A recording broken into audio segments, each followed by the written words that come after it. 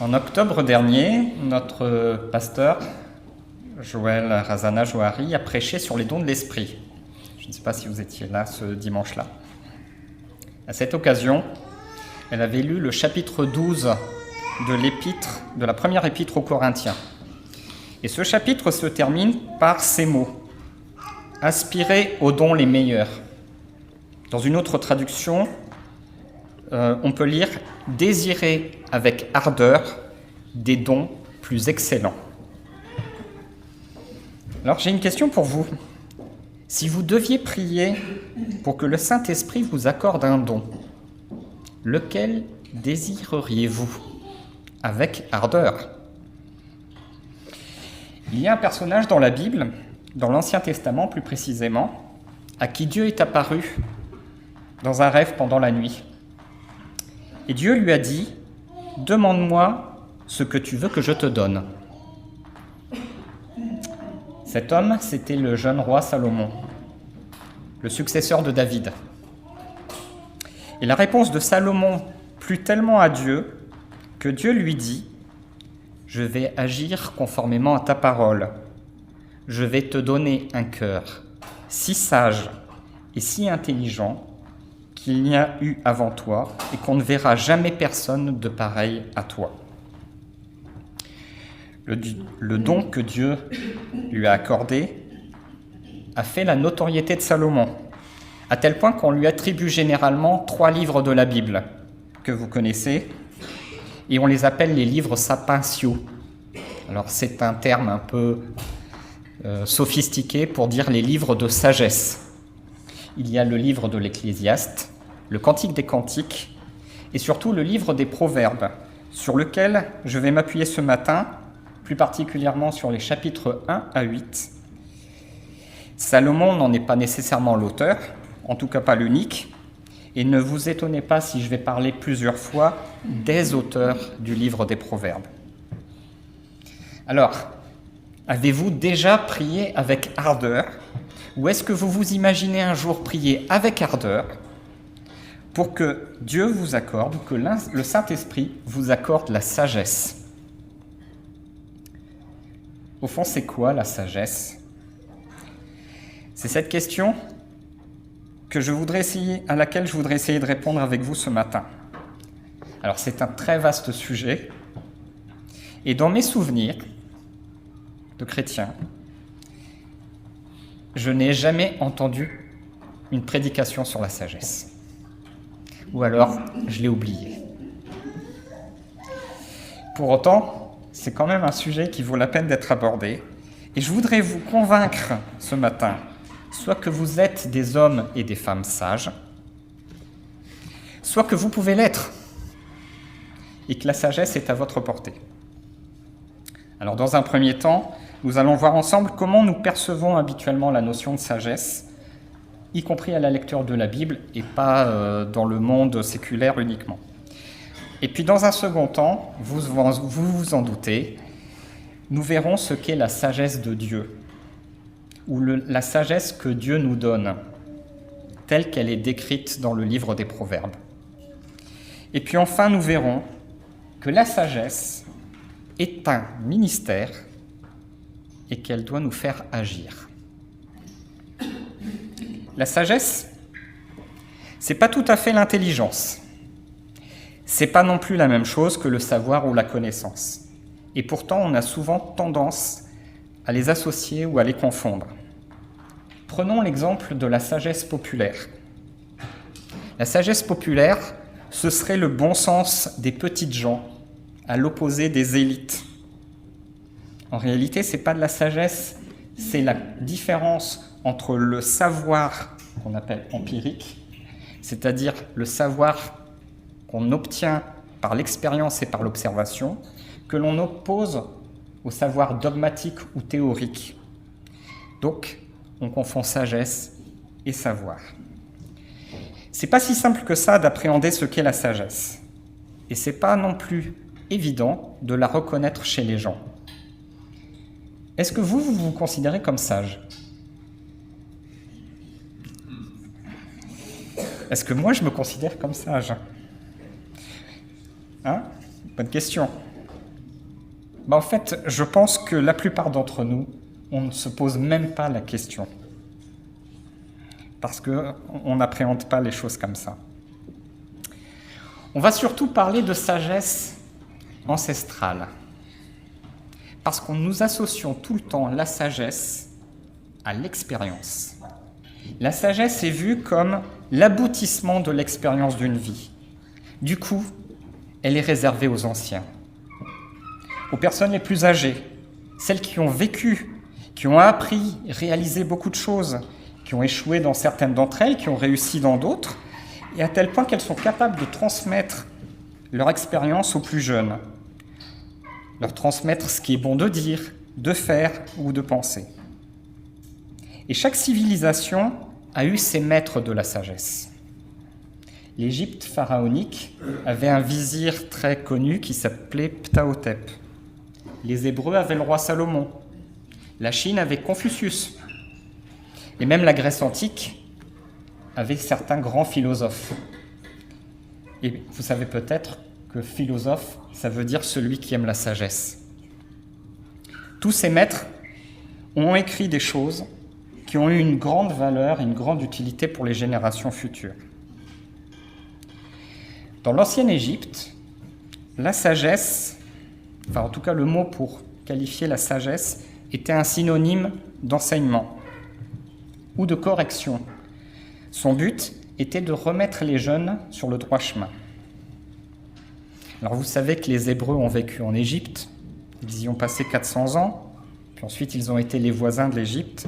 Donc il n'y a rien d'étonnant à ce que dans le livre des Proverbes, on retrouve ce genre littéraire qui existait en Égypte et qui consiste à présenter la sagesse comme un enseignement.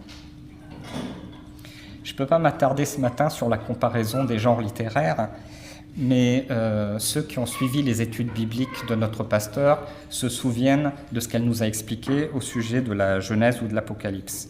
Et puis si vous n'avez pas suivi les études bibliques, je fais une petite parenthèse pour vous inviter à aller regarder les vidéos qui ont été déposées sur la chaîne YouTube de l'église de Joinville-le-Pont. Donc dans Proverbes, on retrouve très souvent cette notion de transmission, d'enseignement. Dans Proverbes, dès le chapitre 1, au verset 8, il est dit « Mon fils, écoute l'instruction de ton père et ne rejette pas l'enseignement de ta mère. En effet, ce sera une couronne de grâce pour ta tête et un collier pour ton cou. » Et puis à nouveau au chapitre 2, « Mon fils, si tu fais bon accueil à mes paroles et si tu retiens mes commandements, en prêtant une oreille attentive à la sagesse, en inclinant ton cœur à l'intelligence, oui, si tu appelles la sagesse, si tu élèves ta voix vers l'intelligence, si tu la cherches comme de l'argent, si tu la poursuis comme un trésor, alors tu comprendras ce qu'est la crainte de l'Éternel et tu trouveras la connaissance de Dieu. » On va retrouver cette notion de transmission dans les 7 ou 8 premiers chapitres des Proverbes. J'ai compté, je crois, 16 fois cette notion « mon fils, mon fils, mon fils, écoute ». Et le père qui dit « mon fils, écoute », lui dit « j'ai été moi aussi un fils pour mon père. Et il m'a enseigné, et il m'a dit que ton cœur retienne ses paroles. » Donc, la sagesse serait une sorte d'expérience que les plus anciens transmettent aux plus jeunes, les plus expérimentés aux plus novices. Comme un passage de l'enfant à l'adulte, le père, héritier de tout ce qu'il a reçu de ses ancêtres, de tout ce qu'il a appris aussi au cours de sa vie, le transmet à son fils pendant toute la période de l'éducation de l'enfant. Le fils devient alors l'héritier à son tour d'un trésor accumulé de génération en génération et qui doit lui permettre de devenir un adulte accompli. Mais un adulte accompli dans quoi ? Qu'est-ce que le père doit transmettre à ses enfants ? En fait, si je reviens à la notion dans l'ancienne Égypte, la sagesse, c'était l'accomplissement de Ma'at. Et Ma'at, c'était une force qui était censé assurer l'équilibre de l'univers et de donner la vie. On retrouve cette notion-là dans la Bible, mais bien évidemment, vous comprendrez que dans les proverbes et dans la Bible, c'est Dieu qui est au centre. Et donc, les proverbes sont une consécration de l'ordre de l'univers que Dieu a créé, un hommage aux règles du fonctionnement de la création de Dieu.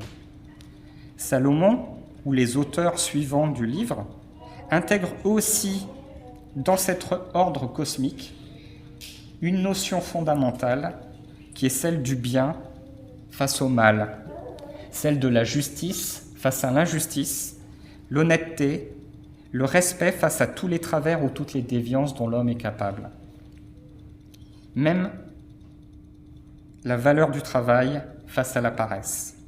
Bref, l'enseignement de la sagesse, c'est la transmission à nos enfants d'une morale qui a autant de valeur que les lois de l'univers. Tout ça est vrai, c'est de la sagesse que d'enseigner le bien à ses enfants et la justice de Dieu à ses enfants. Le piège, c'est de croire que nous maîtrisons cette sagesse et celle que nous transmettons à nos enfants. C'est de croire que notre volonté d'apprendre, soit à travers les plus anciens d'entre nous, soit à travers nos propres découvertes, c'est de croire que ça va nous garantir une sagesse. C'est plus qu'un piège, c'est une erreur. Ça ne suffit pas de comprendre le monde qui nous entoure pour se considérer comme sage. Alors oui, l'observation a permis aux hommes de comprendre la création de Dieu. Ils en ont décelé ou ont cru en découvrir les règles. Et puis ils les ont formulées par écrit. C'est ce qui a donné ces livres de sagesse, comme des proverbes, des phrases courtes que l'on peut facilement mémoriser, puis ressortir au moment opportun pour transmettre ce qu'on sait à ceux qui ne savent pas.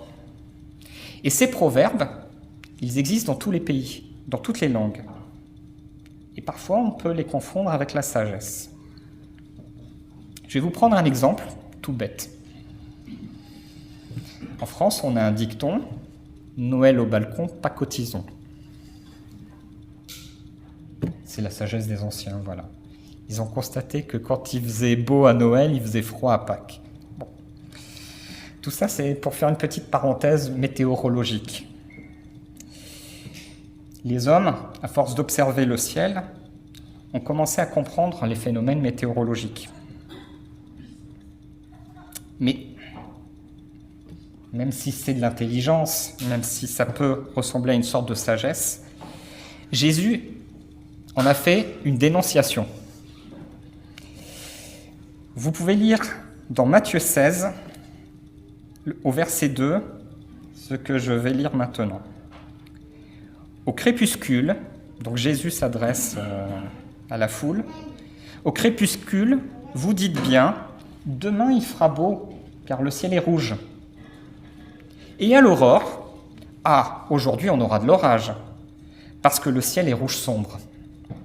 Ainsi vous savez reconnaître ce qu'indique l'aspect du ciel, mais vous êtes incapable de reconnaître les signes de notre temps. Ce qui est grave finalement, c'est que ce semblant de sagesse que l'homme peut avoir peut nous tromper sur notre connaissance de Dieu. De tout temps, le bien et le mal se sont opposés. Et les hommes sages ont pu constater que le mal apporte la guerre, qu'il apporte le chaos, la destruction et la mort, mais que le bien et la justice apportent la paix, et que la paix apporte la prospérité et la longévité. Et c'est ce que défendaient les Égyptiens en parlant d'équilibre de l'univers. Les Hébreux, eux, ont compris que ce bien, cette justice, cette paix, mais aussi la prospérité et la longévité, c'était Dieu qui les accordait. Et donc, on retrouve tout ça dans les proverbes. Et si je reviens au propos de Jésus, Vous êtes incapables de reconnaître les signes de notre temps. » Ces paroles s'adressaient à des hommes soi-disant sages, à des sadducéens et des pharisiens, des religieux.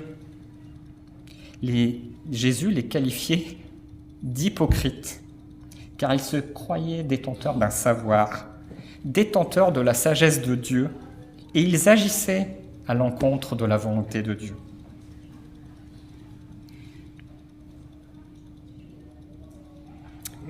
Donc c'est dangereux,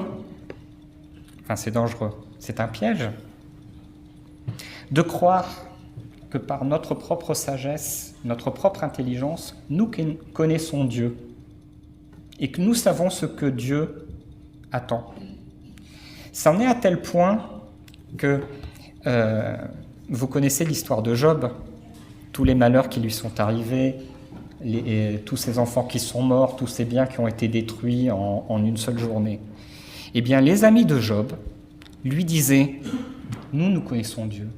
Nous savons que si tout ça t'est arrivé, c'est parce que tu t'es éloigné de Dieu.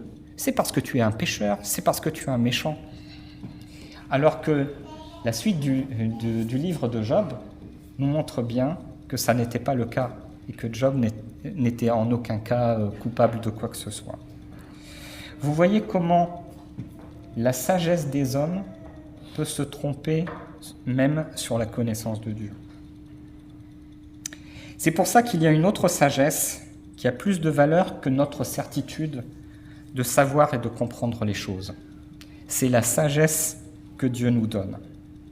Et c'est justement aussi les propos du livre des Proverbes. Et je vous propose de lire les premiers versets du premier chapitre des Proverbes. Proverbes de Salomon, fils de David, roi d'Israël, pour connaître la sagesse et l'instruction, pour comprendre les paroles de l'intelligence, pour recevoir des leçons de bon sens, de justice, d'équité et de droiture, pour donner du discernement à ceux qui manquent d'expérience et de la connaissance et de la réflexion aux jeunes. Que le sage écoute et il augmentera son savoir. Celui qui est intelligent gagnera en habileté pour comprendre les proverbes et les paraboles, les paroles des sages et leurs énigmes. La connaissance commence par la crainte de l'Éternel, et il faut être fou pour mépriser la sagesse et l'instruction. En fait, vous avez dans ces versets l'annonce dès l'introduction du livre des Proverbes de 4 choses. Petit 1, les proverbes sont destinés à tous, y compris ceux qui pourraient se croire déjà sages ou avisés. Même eux doivent incessamment revenir à la sagesse de Dieu. Deuxièmement, la finalité de la sagesse, c'est de comprendre les paroles prononcées, bien évidemment, y compris les paroles de Dieu, d'agir de façon réfléchie, juste, droite, correcte, afin d'acquérir l'art de bien se conduire. Troisième chose, et c'est sans doute la plus importante, la clé de la sagesse, le point de départ de la sagesse, c'est de craindre Dieu. Une autre traduction, peut-être plus moderne et plus facile à comprendre pour nous, c'est la clé de la sagesse, c'est de révérer Dieu. Et sur cette annonce des auteurs des Proverbes, il n'y a aucun scoop. On retrouve ces mêmes paroles dans les psaumes, dans Job ou même dans le livre de Michée. Ce que vous ne voyez pas quand je lis le texte en français comme ça, c'est qu'il y a 2 mots en hébreu qui sont utilisés au début du livre des Proverbes, au début de ma lecture, dans le verset 1, et à la fin de ma lecture, au verset 7. Au début, on parle d'une sagesse qui correspond à un raisonnement, c'est-à-dire une sagesse dans l'esprit.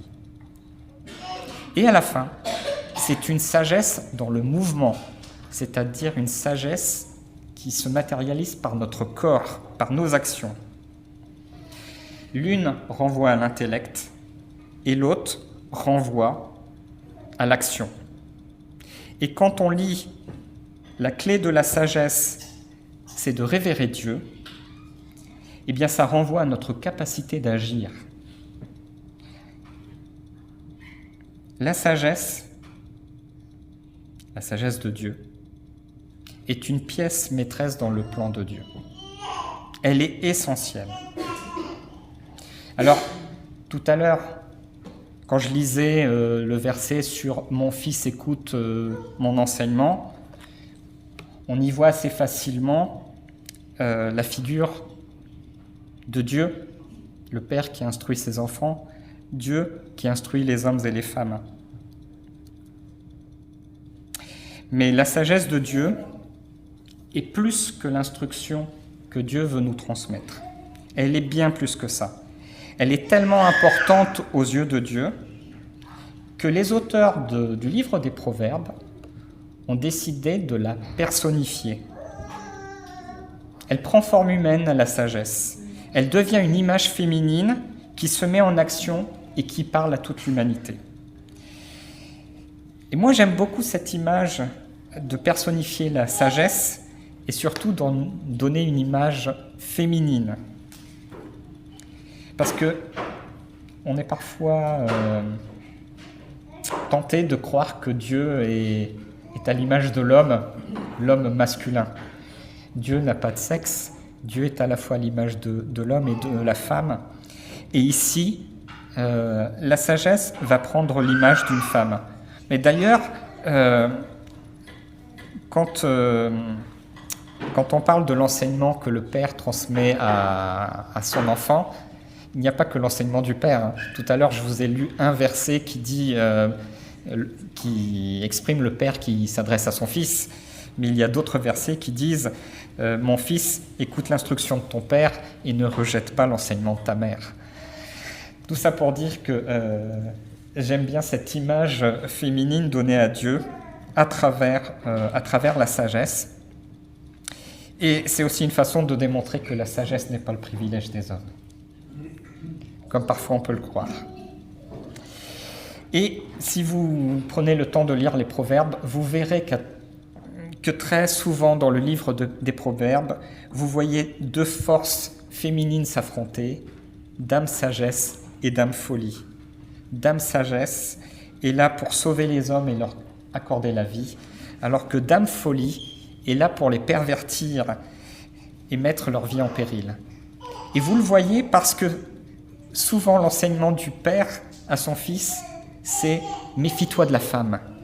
Méfie-toi de la femme adultère, méfie-toi de la femme immorale, celle qui est rusée et qui a des paroles mielleuses et qui est capable de t'attirer pour ta perte. Alors Dame Sagesse prend la parole dans le livre des Proverbes. Et elle va crier bien haut dans les rues.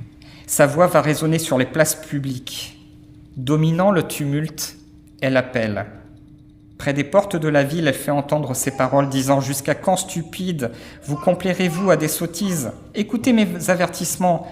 Voici, je répandrai sur vous mon esprit et je vous ferai connaître mes paroles. J'ai appelé et vous m'avez résisté. J'ai tendu la main et personne n'y a prêté attention. » Quand vous lisez ce dernier verset, vous ne trouvez pas que les paroles sont troublantes et elles ne vous rappellent pas ce que Solial nous a lu tout à l'heure.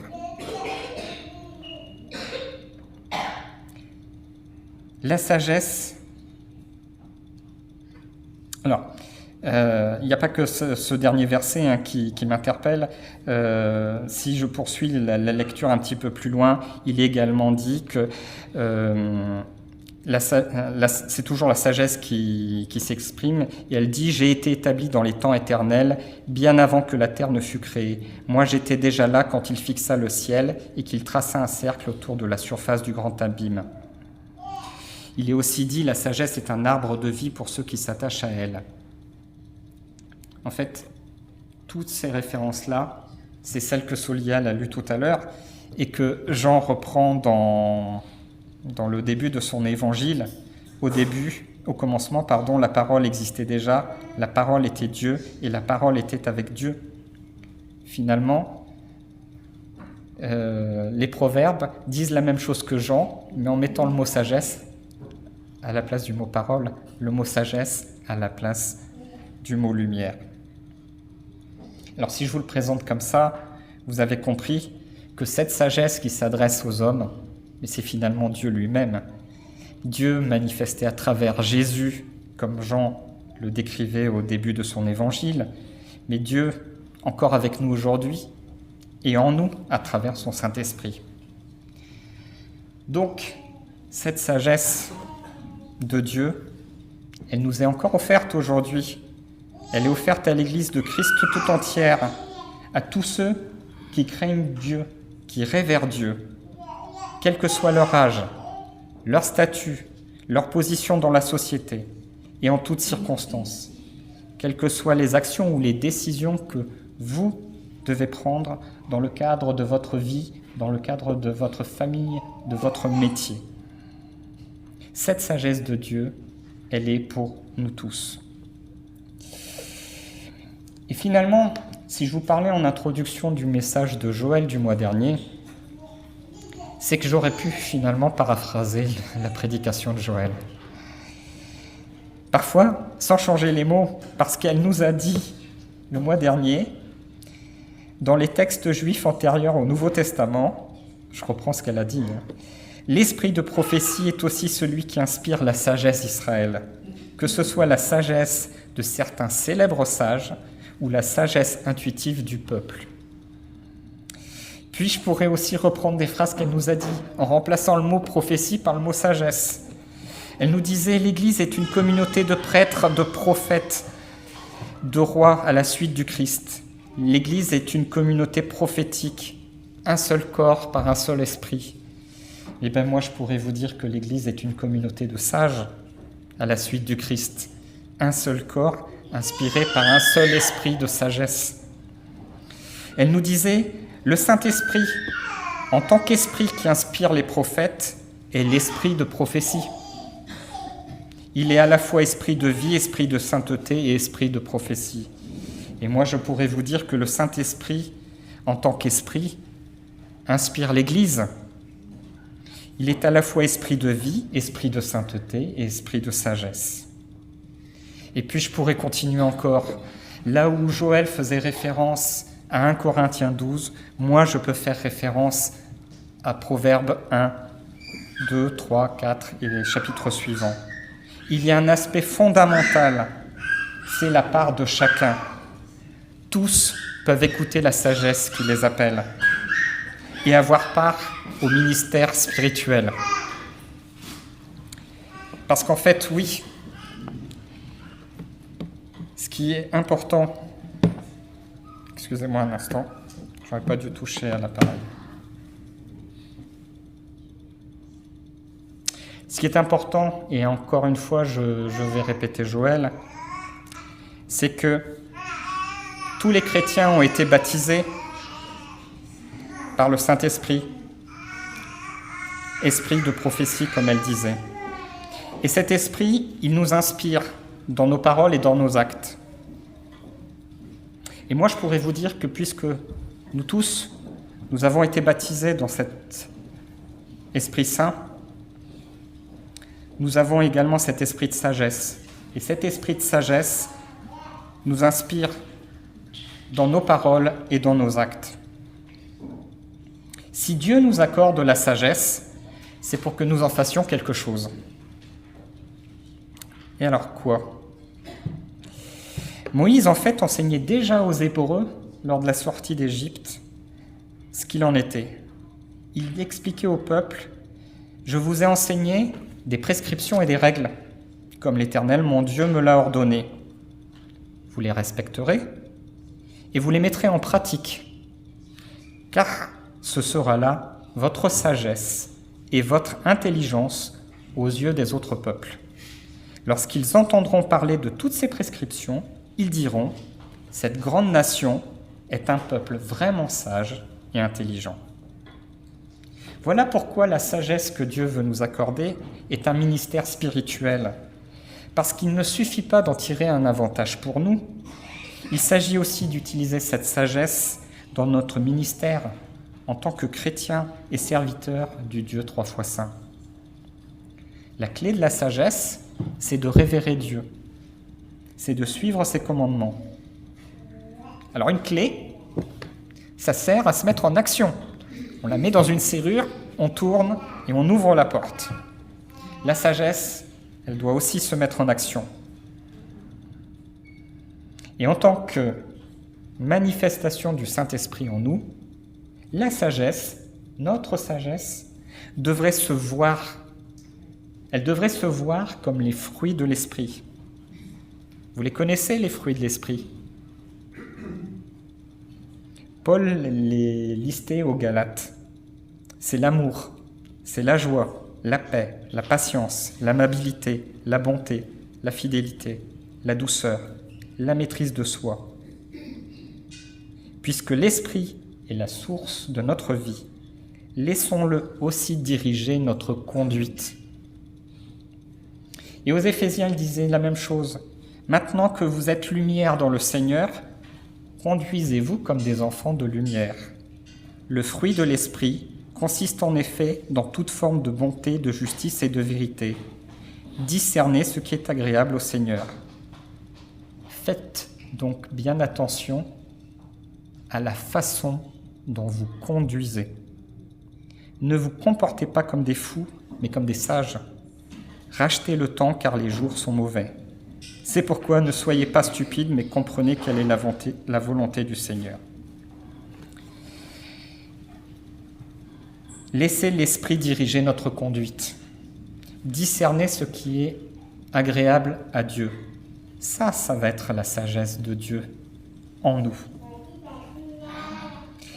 Et pour ça, j'aurais tendance à dire que la première chose à faire, c'est de ne pas se croire sage, soi-même, par ses propres capacités ou par sa propre expérience.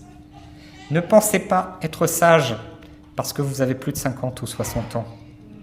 Ne pensez pas être sage parce que vous avez eu une belle carrière professionnelle, parce que vous avez parcouru le monde, vous avez vu et vécu 1000 choses que vous pouvez raconter aux autres.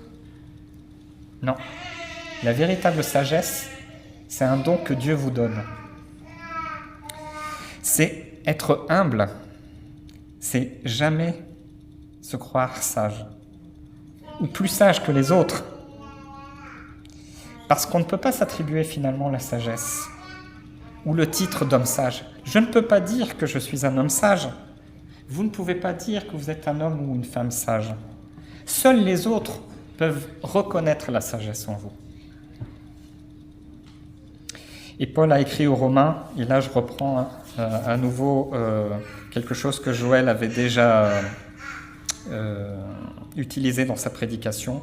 Ayez les uns pour les autres une égale considération, sans viser à ce qui est trop haut.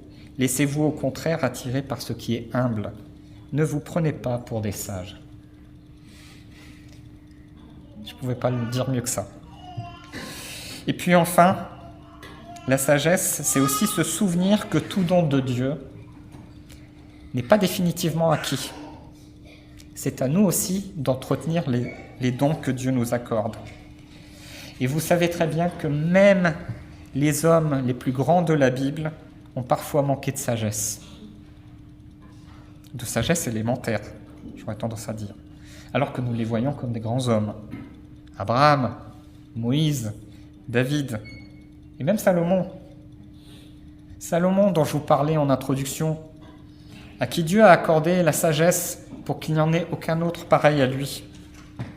Est-ce que vous en entendez souvent parler ici à l'Église, dans les prédications? Pas souvent. On parle souvent de son père David comme un ami fidèle de Dieu, et on parle un petit peu moins de Salomon, je trouve. Parce qu'on retient de Salomon, non pas la sagesse de sa jeunesse, mais la folie de sa vieillesse. Parce que Salomon a manqué de sagesse dans sa vieillesse. Il s'est laissé un peu influencer par toutes ses épouses païennes, à tel point qu'il a laissé créer des sanctuaires pour d'autres dieux en Israël. Alors, peut-être qu'en effet, la sagesse de sa jeunesse l'a un petit peu rendu orgueilleux et il a perdu le don de Dieu. Alors pour conclure mon message, est-ce que finalement vous vous trouvez plus sage qu'il y a une demi-heure quand j'ai commencé mon message ? Est-ce que votre opinion a changé sur vos voisins de chaise, sur vos frères et sœurs dans l'Église ? J'en suis pas convaincu, mais surtout, je ne voudrais pas que vous vous disiez « cette sagesse n'est pas pour moi ». Elle n'est pas pour moi parce que je suis trop vieux. Je ne l'ai pas eue jusqu'à maintenant, je ne l'aurai plus jamais. Elle n'est pas pour moi parce que je suis trop jeune. Elle n'est pas pour moi parce que je suis une personne insignifiante dans la société, dans mon travail ou dans l'Église. Ou alors pire, elle n'est pas pour moi parce que je suis une femme. C'est tout le contraire. Tout au long de la vie, de la Bible, on peut lire l'opposition entre le sage et le fou, entre le sage et l'insensé, celui qui fait le bien et celui qui fait le mal. Mais tout au long de la Bible, vous allez découvrir des personnes sages, des vrais sages de la sagesse que Dieu leur a accordée, là où on ne les attend pas. Je ne vous parlerai pas uniquement de Joseph et Daniel, qui étaient des jeunes et qui avaient une sagesse assez incroyable, mais il y a aussi Abigaïl. Abigaïl, c'était l'épouse de Nabal, un homme complètement fou et insensé. Et puis elle est devenue la femme de David. Eh bien, allez lire l'histoire d'Abigaïl. Vous verrez combien elle était sage. Sage, quand elle s'adressait au roi David, elle était plus intelligente et plus sage que le roi. Et puis il y a des anonymes, des citoyens ordinaires, comme l'habitante du village de Abel Beth Maaka. Figurez-vous que par sa seule initiative, elle a mis fin au conflit entre les partisans de Saül et les partisans de David. À elle toute seule, elle a pacifié le pays. Ou alors de simples chrétiens. Étienne, ça vous dit quelque chose, Étienne, vous le connaissez, mais ses compères qui s'appelaient Philippe, Procore, Nicanor, Timon, Parménas et Nicolas, ils sont considérés comme des sages dans l'Église. Et vous savez qui c'était ? C'était les premiers diacres. Ce sont eux qui se sont vus attribuer pour la première fois la fonction de diacre. Je vous disais en introduction que la sagesse était un vaste sujet et que je ne pouvais pas couvrir totalement le sujet dans mon message. Alors, pour conclure, il n'y a qu'une chose que je peux faire. C'est vous inviter à lire ou à relire les proverbes, quel que soit votre âge, physique ou spirituel, que vous vous sentiez déjà rempli du Saint-Esprit ou pas du tout. Parce que Dame Sagesse, je l'ai lu tout à l'heure, ne s'adresse pas qu'à l'Église, ne s'adresse pas qu'aux chrétiens. Il est dit qu'elle s'adresse en tout lieu et qu'elle crie « C'est à vous, humains, que je parle, c'est pour vous que ma voix se fait entendre. » Révérer l'Éternel, c'est détester le mal. Je déteste l'orgueil, la suffisance, la conduite mauvaise et la bouche menteuse. Moi, j'aime ceux qui m'aiment et ceux qui me recherchent et ne manquent pas de me trouver. Heureux l'homme qui m'écoute, car celui qui me trouve a découvert la vie. Il obtient la faveur de l'Éternel. Amen.